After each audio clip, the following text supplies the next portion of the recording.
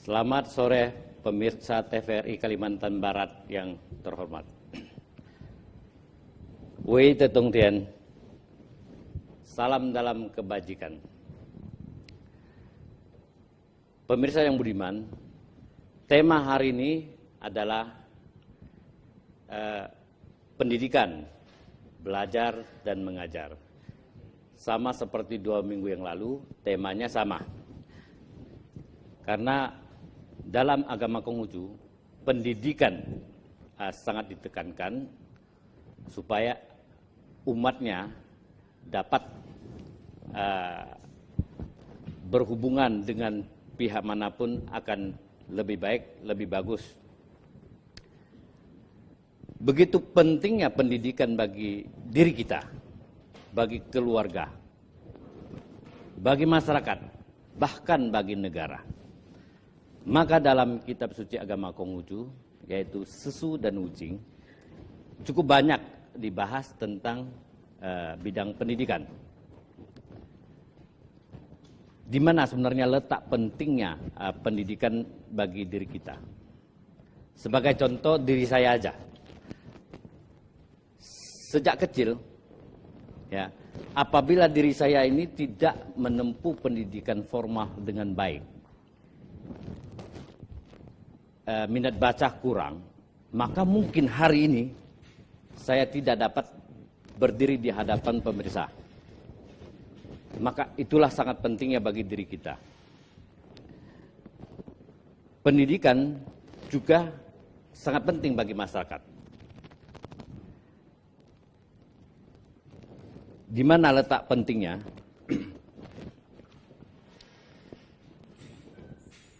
Pentingnya adalah dalam kehidupan keluarga, apabila di dalam keluarga semuanya mempunyai pendidikan yang cukup, maka keharmonisan akan lebih cenderung lebih baik. Saling pengertiannya juga akan lebih mudah tercipta. Di dalam Sesu Tengah Sempurna, pasal 14 ayat 2 berbunyi, di dalam kitab sajak tertulis, keselarasan hidup bersama anak istri itu laksana musik yang ditabuh harmonis. Kerukunan di antara kakak dan adik itu membangun damai dan bahagia. Maka demikianlah hendaknya engkau berbuat di dalam rumah tanggamu. Bahagiakanlah istri dan anak-anakmu. Itu poin yang kedua, yaitu pendidikan penting bagi dalam keluarga.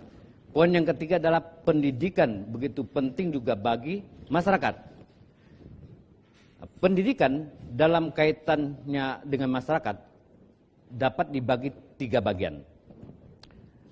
Satunya adalah masyarakat sebagai penyelenggara pendidikan, baik yang diselenggarakan atau baik yang dilembagakan atau jalur resmi, maupun yang tidak dilembagakan atau jalur luar sekolah.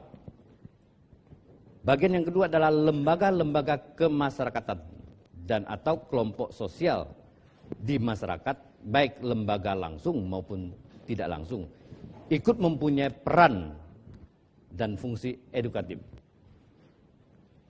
Bagian ketiga adalah dalam masyarakat tersedia berbagai sumber belajar, baik yang dirancang by design maupun yang dimanfaatkan. Karena manusia selalu berusaha mendidik dirinya sendiri dengan memanfaatkan sumber-sumber belajar yang tersedia di masyarakat. Misalnya ketika mereka bekerja, bergaul, dan lain sebagainya. Dalam Sesu, kitab suci agama Konghucu, salah satu ayat mengatakan bahwa dengan tanpa memberi pendidikan, lalu menjatuhkan hukuman berat, ini dinamai kejam. Dengan tidak memberi kesempatan bersiap lalu menghadapi pekerjaan sempurna, ini dinamai sewenang-wenang. Dengan tidak memberi perintah yang tegas, kemudian meminta pekerjaan segera selesai, ini dinamai pencuri. dan memberi sesuatu tetapi ragu-ragu untuk menyerahkannya, ini namanya pelit. Jadi pendidikan bagi masyarakat bertujuan untuk mempertahankan nilai-nilai tradisional yang berupa nilai-nilai luhur yang harus dilestarikan. Seperti misalnya rasa hormat kepada orang tua, kepada pemimpin, kewajiban untuk mematuhi hukum-hukum dan norma-norma yang berlaku, jiwa patriotisme, ya, dan lain sebagainya. Pendidikan juga diharapkan untuk memupuk rasa takwa kepada Tuhan Yang Maha Esa. Poin yang keempat, pentingnya pendidikan bagi negara. Kepentingan pendidikan bagi pembangunan suatu negara dapat dilihat dari apa? Dari persentase alokasi pengeluaran negara pada anggaran setiap tahunnya, yang biasa disebut APBN, Anggaran Pendapatan Belanja Negara. Nah, aksi ini dianggap sebagai investasi yang besar untuk menjamin kemajuan yang berkelanjutan. Peran pemerintah dalam bidang pendidikan, di antaranya ada 3. 1, mengubah keadaan rakyat dari yang prasejahtera menjadi sejahtera. 2, melahirkan insan yang luhur dan bermoral menuju kehidupan yang lebih baik. Karena pendidikan merupakan salah satu penunjang utama dalam pembangunan sosial kenegaraan. Nah, 3, yang 3 ini penting nih. Pengabaian dalam soal pendidikan oleh negara berarti mengorbankan kesejahteraan masyarakat dan mempengaruhi perkembangan suatu negara. Maka negara wajib mencerdaskan kehidupan bangsa sesuai amanat Undang-Undang Dasar 1945.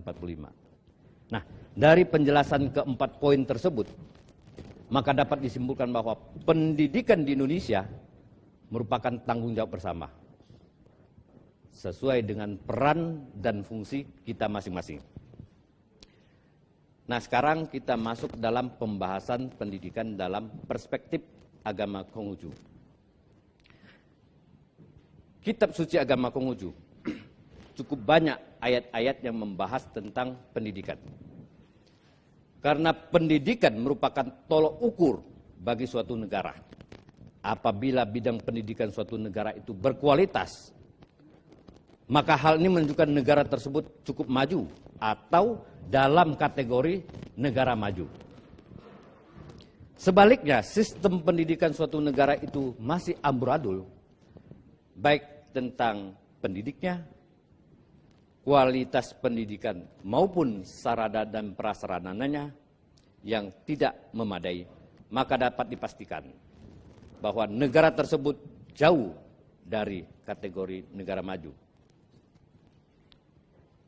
Berikut saya akan petik beberapa ayat dalam kitab suci Sesu yang termaktub dalam Sabda Suci pasal 2 ayat 15. Nabi bersabda, belajar tanpa berpikir sia-sia. Berpikir tanpa belajar berbahaya. Nah, artinya adalah bahwa orang belajar saja tanpa mau berpikir sama saja dengan menghafal.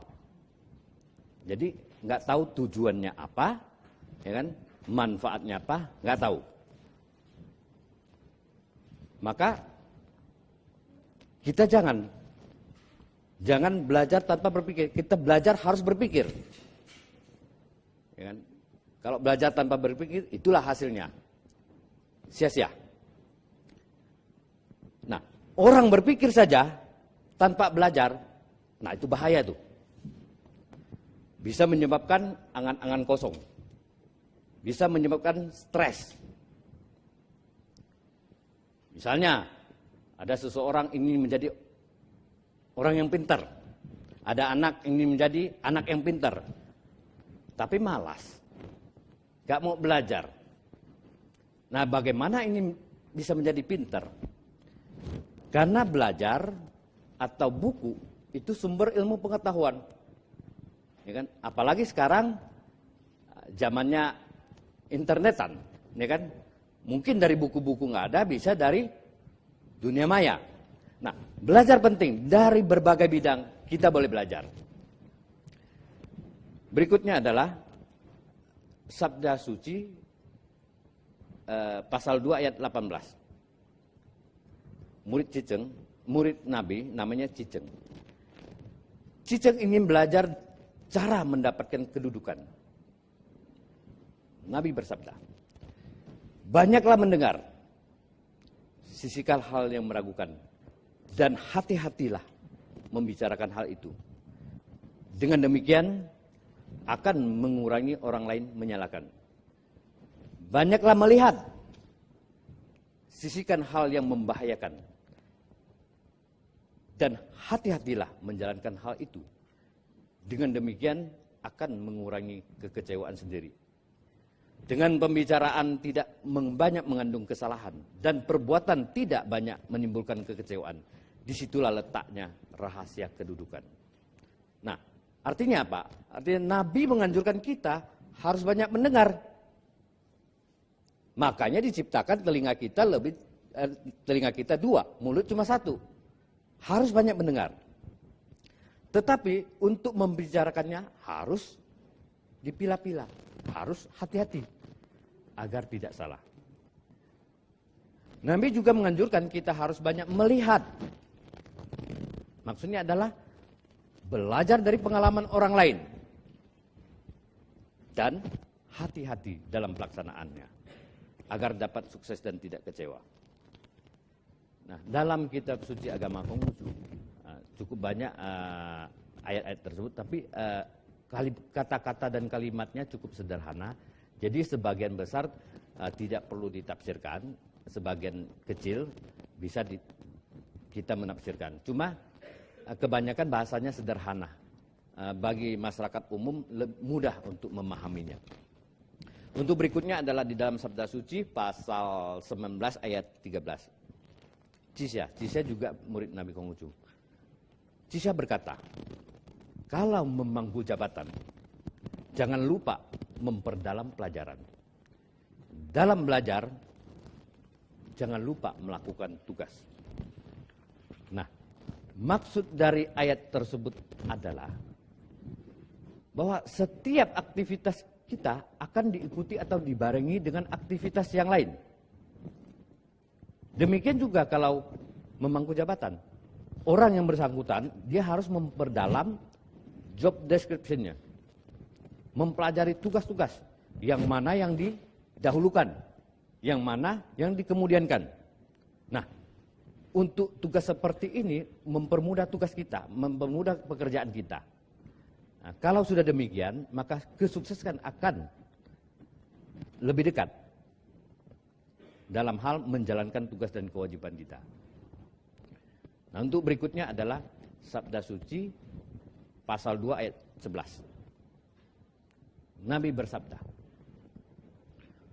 orang yang memahami ajaran lama lalu dapat menerapkan pada yang baru, dia boleh kita jadikan guru. Nah, ayat ini menunjukkan bahwa hampir semua kitab suci agama yang ada di dunia rata-rata sudah berumur di atas 100.000 tahun. Rata-rata di atas 1.000 tahun. Dan kitab suci agama Konghucu, khususnya Sesu, itu sudah berumur 2.500 tahun. Sedangkan Wuching, ya, kitab yang 5, ada yang hampir 5.000 tahun. Maka kitab suci tersebut adalah dalam kategori ajaran lama. Dan apabila ada orang yang dapat menerapkan menjadi yang baru, maka orang tersebut tentunya pasti mempunyai intelektualitas yang mantap, wawasan yang luas. Maka Nabi menganjurkan kepada kita bahwa orang tersebut boleh kita jadikan guru. Karena intelektualitasnya tinggi ya, wawasannya luas. Nah, kita boleh berguru sama orang tersebut. Berikutnya adalah Sabda Suci pasal 19 ayat 6. Cisya berkata, yang banyak-banyak belajar dan penuh semangat cita, yang suka bertanya dan mawas diri, bertenggang rasa, cinta kasih sudah di dalamnya. Poin yang penting dalam ayat tersebut adalah banyak belajar, semangat, suka bertanya, mawas diri, dan tenggang rasa. Nah, kesemuanya itu sudah ada di dalam cinta kasih. Makanya cinta kasih itu dikatakan bahwa cinta kasih adalah mengendalikan diri pulang kepada kesusilaan. Nah, orang yang belajar dengan benar sesuai apa yang dimaksud dengan Cisya, murid Nabi Konghucu, maka dalam kehidupan sehari-harinya selalu mempergunakan logika, sabar, dan tebal peri kemanusiaannya. Berikutnya adalah Sabda Suci pasal 1 ayat 1. Nabi bersabda, belajar dan selalu dilatih. Tidakkah itu menyenangkan? Maksud dari ayat tersebut adalah bahwa dalam hal belajar memang sangat penting disertai latihan. Karena dalam latihan kita lebih cepat menguasai apa yang kita pelajari. Dan juga untuk mengingatnya juga agak lama.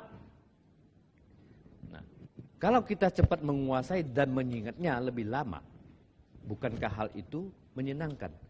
Makanya sabda Nabi mengatakan, belajar dan selalu dilatih, tidakkah itu menyenangkan? Ya, sangat menyenangkan. Ya. Berikutnya adalah Sabda Suci pasal 14 ayat 35. Nabi bersabda, aku tidak menggerutu kepada Tuhan yang Maha Esa, tidak pula menyesali manusia. Aku hanya belajar dari tempat yang rendah ini terus maju menuju tinggi. Tuhanlah mengerti diriku. Maksud dari sabda Nabi tersebut adalah mengingatkan kepada semua umat bahwa apapun yang terjadi tidak boleh menggerutu kepada Tuhan, kepada Tuhan, dan tidak boleh juga menyesali sesama manusia. Tetapi kita harus belajar dari yang paling dasar hingga tingkat yang paling tinggi. Dengan demikian akan mengantarkan kita pada titik yang dikehendaki oleh Tuhan. Untuk berikutnya adalah di dalam Sabda Suci pasal 8 ayat 17. Nabi bersabda, di dalam belajar hendaklah seperti engkau tidak dapat mengejar dan khawatir seperti engkau akan kehilangan. Tidak dapat mengejar.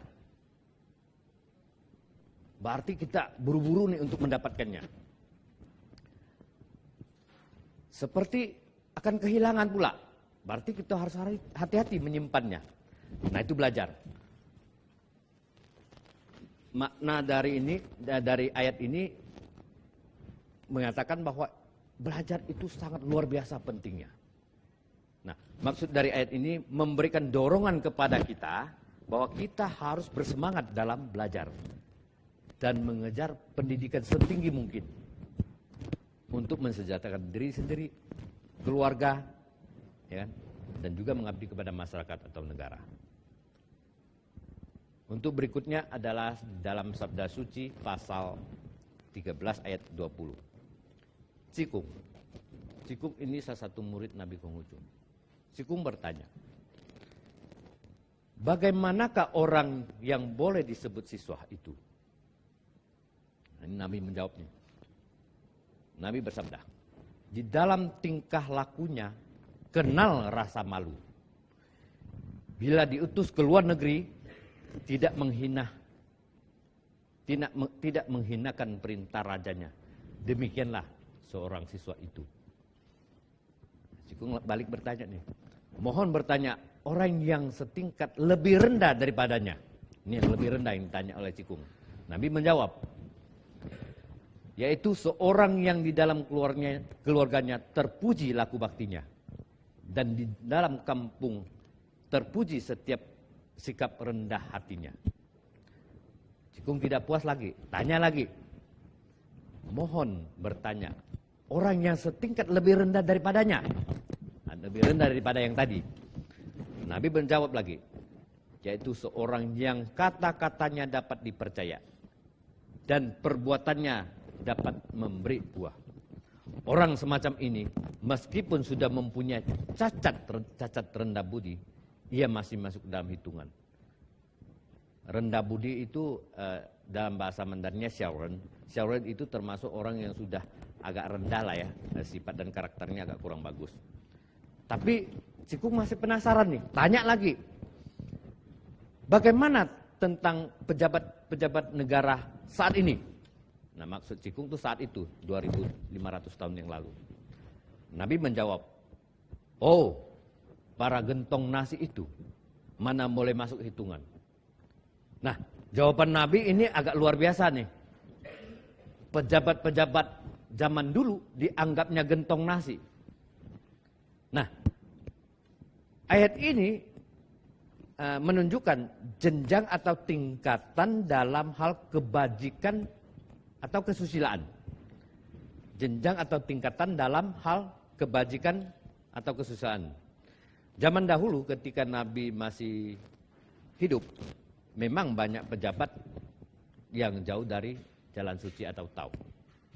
Misalnya suka korupsi, bertindak sewenang-wenang.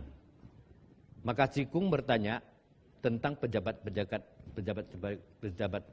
negara saat itu. Nabi menjawab dengan ungkapan yang tidak biasa, yaitu gentong nasi. Mana boleh masuk hitungan. Nah, kalau kita relevansikan dengan zaman sekarang di Indonesia, maka sama juga sebutannya bagi koruptor-koruptor yang merugikan rakyat Indonesia, yaitu gentong nasi. Berikutnya adalah Sabda Suci pasal 13 ayat 28. Cilu juga salah satu murid Nabi Konghucu. Cilu bertanya, bagaimanakah seseorang yang boleh disebut siswa itu? Nabi bersabda, seseorang yang dapat sungguh-sungguh, setia, dan rukun, bolehlah disebut seorang siswa. Dengan kawan dia sungguh-sungguh dan setia. Dengan saudara dapat sabar dan rukun. Nah, dalam ayat ini Nabi Konghucu menjelaskan tentang sikap seorang siswa, yaitu harus sungguh-sungguh, harus setia, harus sabar, harus rukun. Dengan sikap demikian maka seorang siswa tentu akan lebih mudah mencapai cita-citanya. Nah, ayat yang lain di dalam Tengah Sempurna pasal 19 ayat 19 mengatakan, banyak-banyaklah belajar, pandai-pandailah bertanya, hati-hatilah memikirkannya, jelas-jelaslah menguraikannya, dan sungguh-sungguhlah melaksanakannya. Ini luar biasa ayat ini.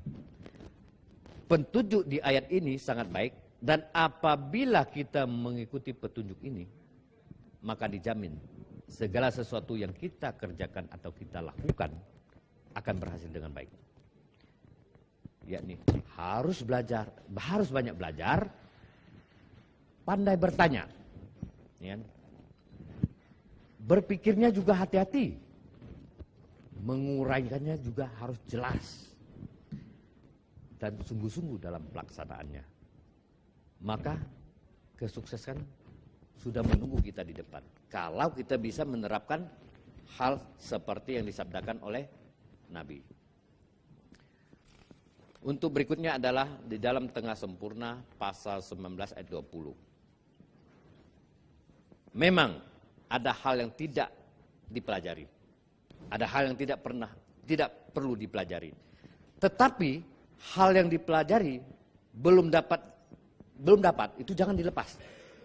Ada hal yang tidak perlu dipelajari, tetapi hal yang dipelajari kalau belum dapat jangan dilepas. Ada hal yang tidak ditanyakan, tetapi hal yang ditanyakan bila belum sampai benar-benar mengerti, jangan dilepaskan. Ada hal yang tidak perlu dipikirkan, tetapi hal yang dipikirkan bila belum dapat dicapai, janganlah dilepas. Ada hal yang tidak perlu diuraikan, tetapi hal yang diuraikan bila belum terperinci jelas, janganlah dilepas. Dan ada hal yang tidak dilakukan, tetapi hal yang dilakukan bila belum dapat dilaksanakan sepenuhnya, jangan dilepaskan. Bila orang dapat melakukan hal itu dalam satu kali, diri sendiri harus berani melakukan 100 kali. Bila orang dapat melakukan dalam 10 kali, diri sendiri harus berani melakukannya 1000 kali. Ayat ini termaktub di dalam Tengah Sempurna pasal 19 ayat 20. Dan ayat ini adalah menunjukkan cara membangkitkan semangat belajar. Orang lain 1 kali, kita harus berani 100 kali. Orang lain 10 kali, kita juga harus berani 1000 kali. Coba dibayangkan. Kalau hal ini dilakukan dengan baik, maka sekalipun orang yang bodoh akan menjadi mengerti. Sekalipun orang yang lemah akan menjadi kuat. Dalam Sabda Suci pasal 17 ayat 8, Nabi bersabda, "Yu, pernahkah engkau mendengar tentang 6 perkara dan 6 cacatnya?" Dijawab oleh Yu, "Belum." "Duduklah, ku beritahu kamu. Orang yang suka cinta kasih tetapi tidak suka belajar, ia akan menanggung cacat bodoh. Yang suka kebijaksanaan tetapi tidak suka belajar, ia akan menanggung cacat kalut jalan pikiran. Yang suka sifat dapat dipercaya tetapi tidak suka belajar, ia akan menanggung cacat menyusahkan diri sendiri. Dan yang suka kejujuran tetapi tidak suka belajar, ia akan menanggung cacat menyakiti hati orang lain.